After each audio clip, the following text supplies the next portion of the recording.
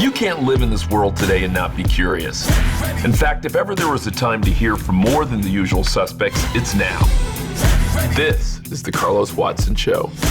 Maybe we'll surprise you. Maybe you'll be mad at us sometimes, or inspired. Not only do I hope people will see more with the show, but I hope they'll do more and be more. People, the good stuff starts now. She saw Whitney Houston singing the national anthem. I'm gonna do that one day. A rare conversation with the woman behind Queen Bee. If I screw everything else up in my life, I'm gonna do this right. When did you know this was really happening? Determination, drive, and who fired the 24-time Grammy winner? They got dropped. They got dropped. Beyonce got dropped. Now one of the most famous moms in the world is taking on the White House for other mothers of the movement. Nothing's gonna bring their kids back, and it's been heartbreaking. Miss Tina, welcome to the show. Thank you. I'm glad to be here. I'm really glad to have you. Where are you? Are you in Texas today, in California? I'm in Los Angeles. I don't live in Texas anymore. I still have a beach house in Galveston, but I live here. Galveston's a special place to make good food all day long. Good. Food is too good. Actually. It is too good. It is too good. Miss Tina, I was fascinated about the salon that you built in Houston. If you don't mind, for folks who don't know about that, talk a little bit about what you built in your first career. Oh, wow. Well, actually, I was like 34, I believe, when I opened my hair salon. And I had this idea to have a very professional hair salon that didn't waste my time. Because I had a child, and I would go to the salon and I would be there for 5 or 6 hours. And I'm like, I cannot stand this. So I developed this system along with my ex-husband where people would be waited on within 15 minutes or else they got their money back. And Wow. We served wine and we served drinks. And we had everyone from, housewife to judges and attorneys. And they all came together and uplifted each other. And it was like a healing place. And I'm proud to say that the first year we grossed $500,000, which was unheard of back then.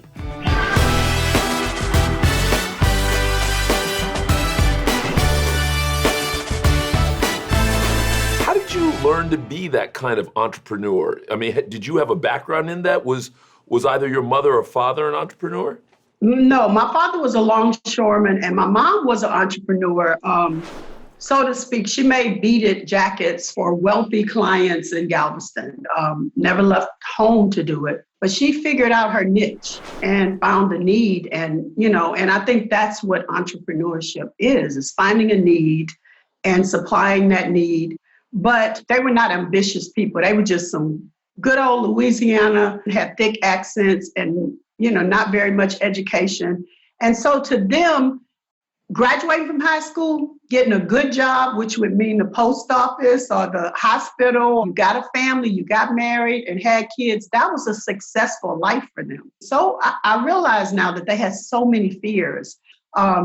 I just recently talked for the first time about my family being targeted by the police in Galveston when I was a teenager and them taking me to jail twice and the powerlessness that you feel. Like you can't fight the police, especially in a little small town like Galveston. So my parents were very protective. They were like, ooh, don't leave Galveston. Stay here, be safe, and they just didn't have a lot of ambition. So I was determined to be just the opposite of that.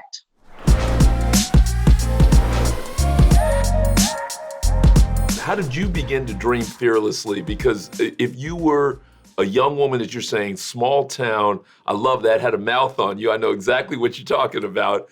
Like how did you start to dream fearlessly and dream boldly and go your own direction, even if your parents weren't able to kind of fully put you on that path themselves?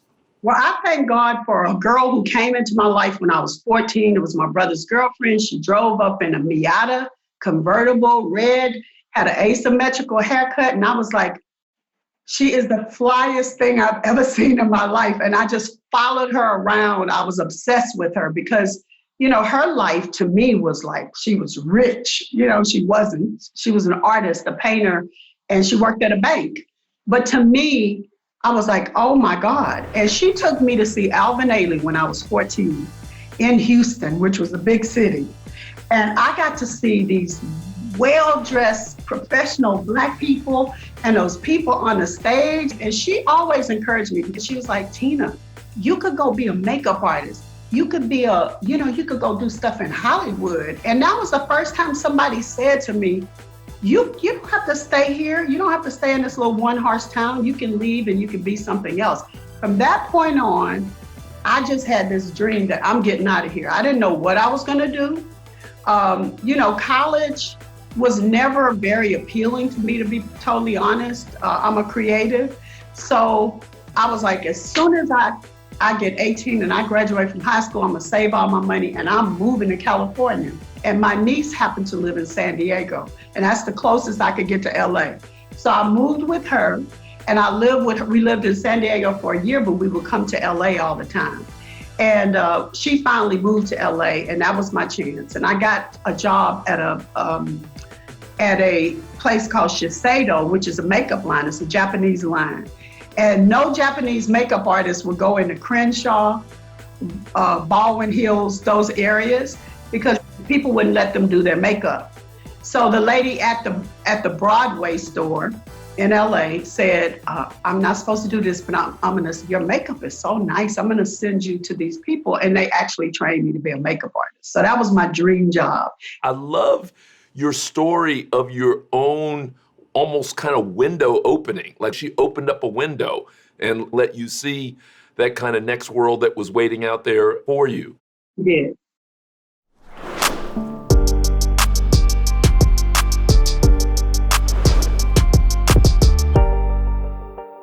It's our privilege to honor Solange as the 2017 Artist of the Year. The Entertainer of the Year is Beyonce! So much love, and I feel so proud even having the presidency. Talk to me a little bit about nurturing your own girls, because so many people want the best for their children, but it doesn't always work out in the way that you were blessed to see it work out. Why, in retrospect, do you think your children did flower and grow in the way that they did? I think because, they were the priority. I was a young, rebellious woman and had a mouth on me and got into trouble a lot. But when I had a baby, I said, I'm gonna do this right. If I screw everything else up in my life, I'm gonna do this right. I always nurtured them. I always told them they could be anything they wanted to be. They could do anything they wanted to do. We laugh about it all the time, my ex-husband and I, when we talk about when she saw Whitney Houston singing the national anthem.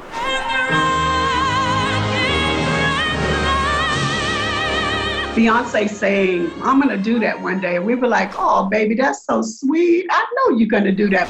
And now, ladies and gentlemen, multiple Grammy Award winner and Houston native, Beyonce Knowles. Even when we didn't think she could do the things that she projected, we said, yes, you can do that. When did you know that your girls were on a path to that kind of breakthrough success? Was there a moment? Was there a series of moments? The girls started when they were 9 and 10. They went on Star Search and they lost. And then when they were 13, they signed a record deal with Epic, and they went to Atlanta for 3 months. And they were with Daryl Simmons, who was a partner of Babyface, and they did a whole record, and they wound up like taking them to parties and doing things that were really adult. We were very strict. And I wound up getting into this really bad argument with Daryl, and he told me to go home and take my kids with me. And they got dropped. So they got dropped? Beyonce got dropped. And at 15, they got their deal. Beyonce was 15, Kelly was 16, the other two girls were 16. And I think when I really knew that they were a hit was after Nona, the first single went platinum.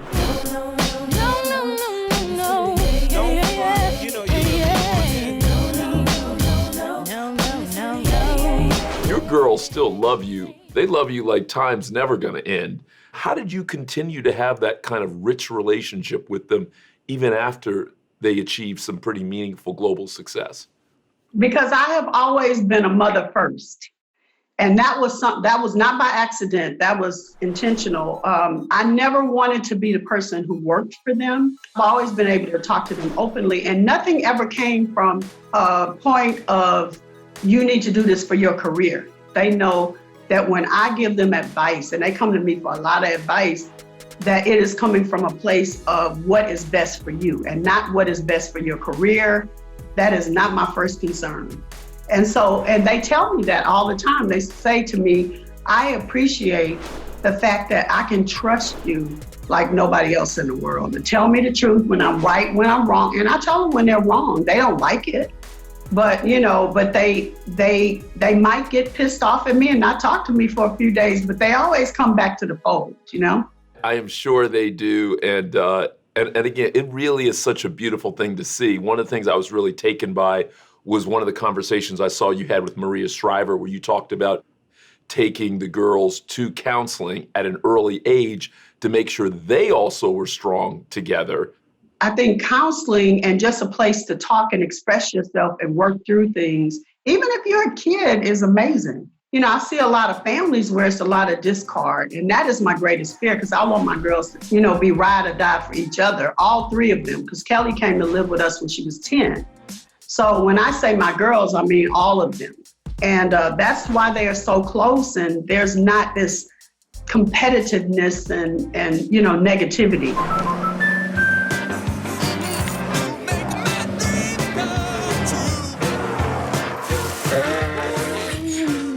The "You've been dreaming about this car since you were 8" policy from American Family Insurance.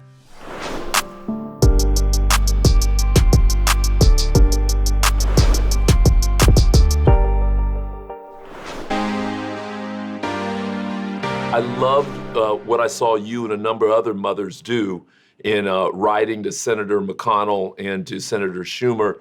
You want to talk a little bit about the letter you wrote recently and what drove you to engage in politics in that way?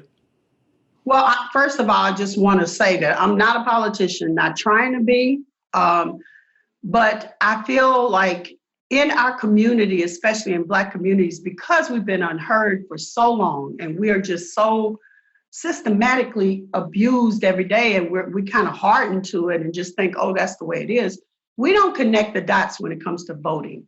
And with all the voter suppression that we're expecting, I joined with a group to the leadership conference, and they had this campaign called And Still I Vote. They broke it down to me. If you're going to do absentee ballots, they cost millions of dollars to print up. They have to give masks and gloves to people, that they have to hire the extra people, that they have to buy voting counting machines, which I never even thought about. So there has to be money in place, and the excuse would be, we didn't have the funds. Mitch McConnell has had this HEROES Act on his desk, and it's the third part of the stimulus. They've given all these millions to businesses and stimulus packages, and they won't approve this, and this is going to help healthcare and help the community. So this bill is super important to get out. Do you think the bill will pass? Have you gotten any response back from McConnell or from Schumer? We have heard from Mr. Schumer, and we are very hopeful, and we're going to have a meeting with him, and we're very excited about that meeting. And just the fact that we have gotten a response it makes me hopeful. And I have to believe that it's going to pass. Ms. Tina, how optimistic are you? I mean, the last couple of months after George Floyd's death, after Breonna Taylor's death, has led to people protesting in the streets, a new conversation around race. Are you optimistic that something different is going to happen? Do you think, nope, it's pretty much going to go back to where it was? Where's your head? Where's your heart? My head is in the space of it's up to us to keep this alive. I have a lot of hope that what is going on now will change. I've never seen in my 66 years people from all over the world marching and taking down these Confederate statues. I've never seen individuals, white people, to come out and say, admit that they had these biased attitudes and they didn't even know that they had them. And I feel like our white brothers and sisters have marched with us and that they are sincere. But whether they're going to keep the sincerity, I don't know, because I think it's up to us to not let them off the hook. But some of the corporations that are putting out this money and these speeches, I really don't believe them. And I know that's controversial to say, and I'm happy that they're doing it because I know a lot of people will benefit. But at the end of the day, what action are you taking? How many Black people are you hiring at the executive level? We should be united, and we should keep the spotlight on this and not let up. And I know that people are tired of hearing it because I have people telling me, well, I'm just tired of the negativity. Well, what about those mothers? Miss Martin, Trayvon's mother, put it so well. She said, Tina, there is not a day that I don't wake up. And sometimes I think it's all been a nightmare and I'm gonna find my son in the next room. And he's not there. So they never get away from the negativity of what happened in their life. So how dare us decide that we've had enough and we don't wanna hear anymore? I remember growing up in Miami and my mom was always scared for me. I always wanted to go out late at night to get stuff, and her greatest fear was always that I wouldn't come home. And so, I was too young to really fully appreciate that. But you think about Trayvon Martin's mom, and I grew up not far from where things happened to him, and I appreciate what you're doing with and for those families.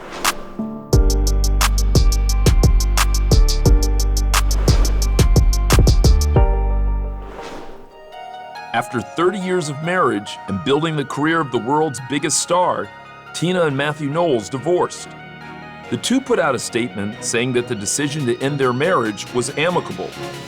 But rumors immediately circulated that Tina filed for divorce because Matthew was named in a paternity suit. In 2013, Tina started dating actor Richard Lawson, and 2 years later, the two were married in an all-white, star-studded family affair. I'm a romantic. I loved hearing about you and your wonderful new husband reconnecting after all those years and what this new life is like. Well, I've known Richard, my husband, for 38 years. I was actually pregnant with Beyonce when I met him. And I was married and he was married, and his sister was my very best friend. And so we met then, and I just admired him so much because he was this really good-looking heartthrob, and all the, girls were swooning over him. So we became friends, all of us, my ex-husband and him. And so it's just been this friendship for years. We lost touch for probably about 10 years. And then my ex-husband, we had been divorced for probably about a year and a half. And he called and said, well, I'm getting married. And I was very sad because I'm like, I'm not even dating. I've been out on a couple of dates. So I'm sad that week, and he's getting married on Sunday. And my girlfriend says, I'm gonna call Richard and see if he knows any men he can introduce you to. And she called him and we went out for drinks. And she said, do you know anybody you could introduce Tina to?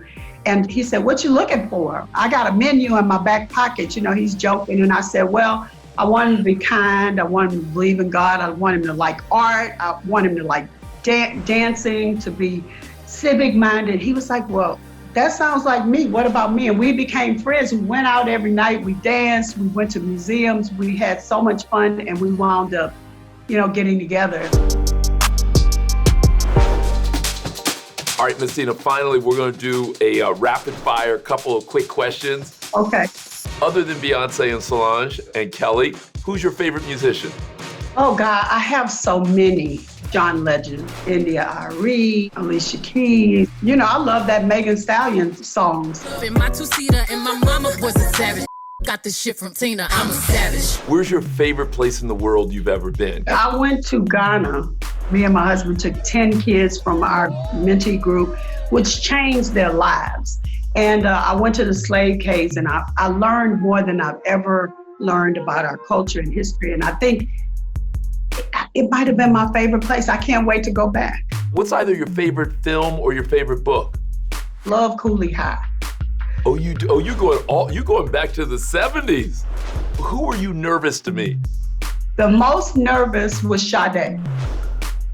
At my salon, I used to put on Sade all day, every day in there. And everybody was like, I just want to kill myself if I hear Sade again. Sade came to a concert and I see her and I grabbed her, which was so inappropriate because sometimes people meet me and they grab me around my neck and mess my hair up. And I'm like, okay. And I understand it because I did that. I felt like I was like, oh my God, I can't believe it. And then I go in and I tell Beyonce and Jay that she's out there and she wants to see them. And they go, Sade! And they're like little kids too. Even those people who think they know you, what would surprise them? My sense of humor. It's corny joke time. Why shouldn't you write with a broken pencil? Because it's pointless. Ms. Tina, I really appreciate you coming. I'm so grateful. And I hope this won't be the last time. I hope you'll come back on the show again. Anytime. I enjoy talking to you.